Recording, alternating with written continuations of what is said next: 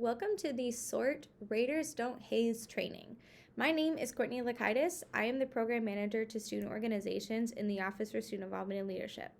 This training is a part of the SORT program and is a requirement for all presidents and treasurers to complete in order to obtain the active status. I will also note that if you are a vice president or secretary, you are welcome to take this training as well. It's just not a requirement to obtain the active status for the SORT requirements. A couple housekeeping items before we get started. You'll want to keep your engage form nearby so that you can fill out the questions as we go along. You will use this form as a way to hold yourself accountable to complete the training. And then at the end, you'll click submit, and that is how I keep track of attendance to make sure that you have all your requirements completed.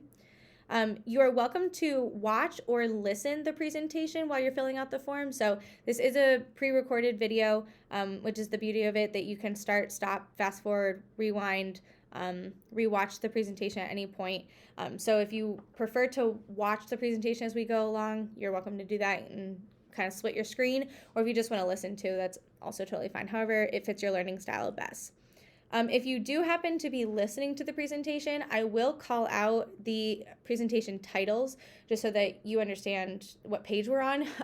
The pages of the presentation will go along with the page title for your engage form, so you will be able to follow along pretty well. And then lastly, there is a section at the very end, which is an opportunity for you to ask questions. So if you have specific questions about this training or anything about SORT, you're welcome to put it in there, and I'll get back to you later on in either in the semester or in the summer, anytime like that. So let's go ahead and get started. The overview of the presentation. We'll talk about the definition of hazing. We'll go over the overview of the new state law. We'll talk about how to report at Wright State. And then, of course, we'll talk about next steps and expectations. So starting, this should be your third page on your form. So make sure that it says definition of hazing at the top. And then we'll jump right into the definition. So the definition of hazing is any act or situation which recklessly or intentionally endangers the mental or emotional or physical health or safety of a student for the purpose of initiation or admission into any student organization or group. Hazing can also occur if a member has to do an act that endangers the mental, emotional, or physical health or safety of the student to maintain membership or to gain an officer position. So it's not only limited to just new student members or new group people of the organization. It can also happen to maintain your membership or to move on to an officer position or elected position or anything like that. Hazing can occur in any student organization, so try not to listen to the stereotype that it only happens in fraternities and sororities. It can happen in literally any type of group or student organization, so don't think that it just happens to only a certain type of organization. Hazing can also happen on or off campus, so it's not limited to just a specific location. It can literally happen anywhere. And then lastly, it is still hazing even if a person says that they want to participate. So even if they consent, it is still an act of hazing if you are doing any action or situation, or if you're making them feel any type of mental, emotional, or physical health or safety, you're putting any of that into jeopardy. There's some information about just the general definition for you. We'll move along to the next section or the next page, which is hazing statistics. So just some information for you about hazing, especially in a college campus. 22% of Americans indicate that they have been hazed. 47% of students come to college having already experienced hazing. 55% of college students involved in clubs, teams, and organizations experience hazing. More than 250,000 athletes experience some form of hazing to join a college athletic team, with 20% of those subjected to dangerous and potentially illegal activity. 40% of college athletes who reported being involved in hazing behaviors report that a coach or advisor was aware of the activity. 22% report that the coach was involved. 2 in 5 students say that they were aware of hazing taking place on their campus. More than 1 in 4 report that they witnessed hazing personally. And lastly, 36% of students say they would not report hazing primarily because, quote, there is no one to tell. And 27% feel that, quote, adults won't handle it right.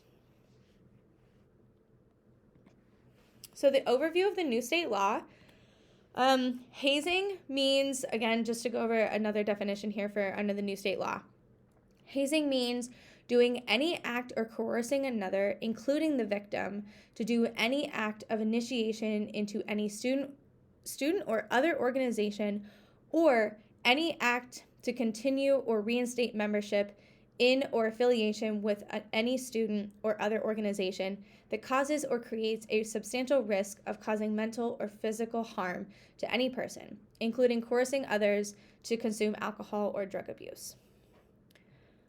No personnel shall recklessly participate in the hazing or another. A violation of this is a misdemeanor to the second degree. No administrator, employee, faculty member, teacher, consultant, alumnus, or volunteer of any organization shall recklessly permit the hazing of any person associated with the organization. No person shall recklessly participate in the hazing of another when the hazing includes coerced consumption of alcohol or drugs of abuse resulting in serious physical harm to the other person. Violation of this is a felony to the third degree. No administrator, employee, faculty member, teacher, consultant, alumnus, or volunteer shall recklessly fail to immediately report the knowledge of hazing to a law enforcement agency in the county in which the victim of hazing resides or in which the hazing has occurred. Violation of this is a misdemeanor to the fourth degree or a first degree if it causes physical harm.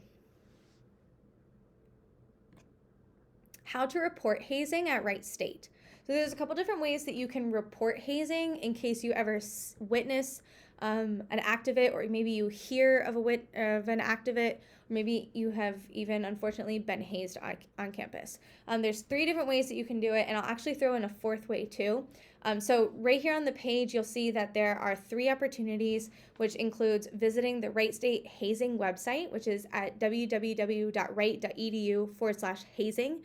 There's a website there that you can fill everything out and share any information that you need to, and it goes to the appropriate people on campus. You can call the Office of Community Standards and Student Conduct, and their phone number is area code 937-775-4240. And then lastly, on this slide, it shows that to report a dangerous incident of hazing currently underway or anticipated to occur, you can always call the police department or public safety at area code 937-775-2111. Another way that you can always report is by telling a trusted adult, so whether that be your faculty advisor, maybe a staff advisor, someone on campus such as a member of SIL, we can always support you through that process. I do want to share though that any advisor, co-advisor, coach, volunteer, off-campus advisor, staff member, faculty member, anybody like that, we are mandated reporters through the university, so we are required to report out. So if you trust us to have that conversation, just know ahead of time that we do have to report out to the appropriate people. So we would then fill out information on the hazing site, tell the appropriate staff members, that are in the administration to help you with this process. So do be aware that you have that support through other avenues, but there may be some information that has to be shared. So if you're not comfortable with sharing that information, you can always go to the hazing website or to the Office of Student Community Standards and Student Conduct. Okay, so lastly, we're going to talk about next steps and expectations.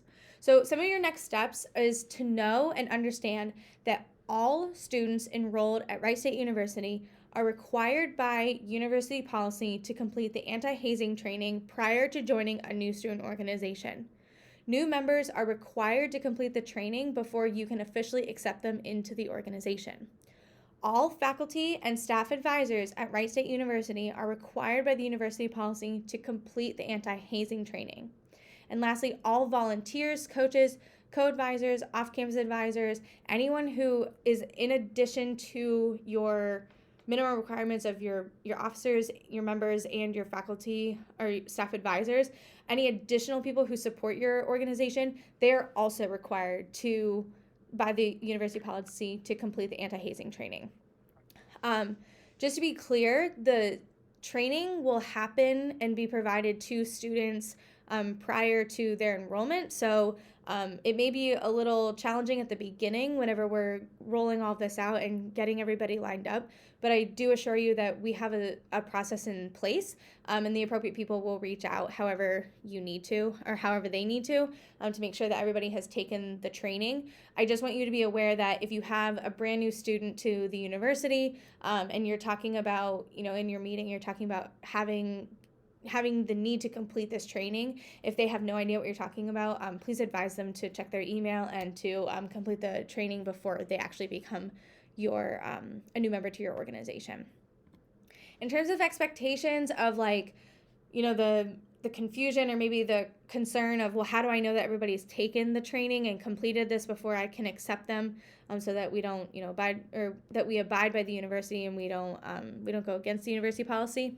Before accepting a new member to your organization, you must verify that the student has completed the training. So a list will, what you can do is send a list of potential members to Gina Kuchar at gina.kuchar@wright.edu with the names and UIDs numbers of the incoming members to your organization. Gina will then verify that potential members have completed the training within 2 business days. And once that you have received that verification from Gina, you are good to go to accept them into your organization.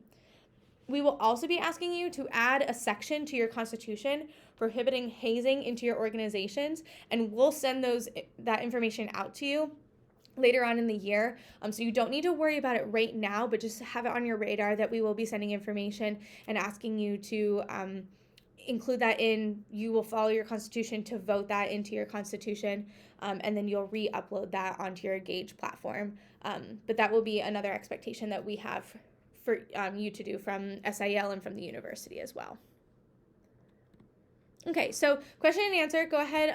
This is like the end page, so you'll see my contact information at the bottom of your page here. If you have a question or concern that you want to share in the text box at the top of your page, you're welcome to do so. You don't have to, so if you have no questions, you can just leave it blank. And then, of course, there's my contact information for you, so I just want to thank you for your time and for your attention and for completing this training. If you have any type of questions about SORT in and of itself, so anything regarding like your status or who has completed anything, maybe you want to update a progress report, anything like that, please send me an email.